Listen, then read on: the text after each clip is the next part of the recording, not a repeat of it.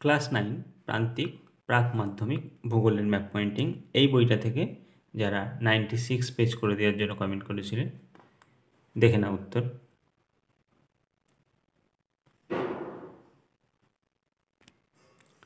প্রথমে আছে পশ্চিমবঙ্গের সর্বোচ্চ শৃঙ্গ। দেখে নেব পশ্চিমবঙ্গের সর্বোচ্চ শৃঙ্গ কোথায় হবে। এটা পেজ নম্বর 60। পশ্চিমবঙ্গের সর্বোচ্চ শৃঙ্গ সান্দাকফু। তাহলে সান্দাকফু হবে এইখানে। পশ্চিমবঙ্গের সর্বোচ্চ শৃঙ্গ সান্দাকফু। তাহলে এটা লিখলাম এইখানে পশ্চিমবঙ্গের সর্বোচ্চ শৃঙ্গ সান্দাকফু। নেক্সট আছে পশ্চিমবঙ্গের প্রধান নদীর গতিপথ।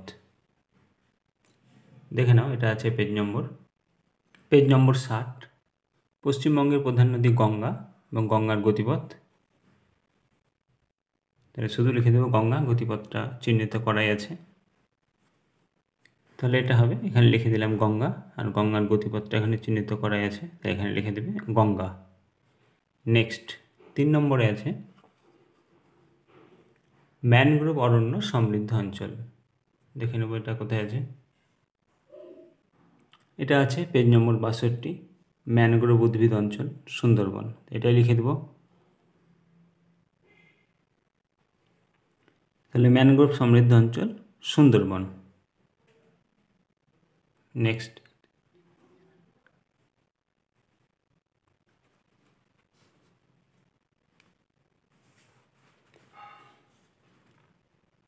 নেক্সট আছে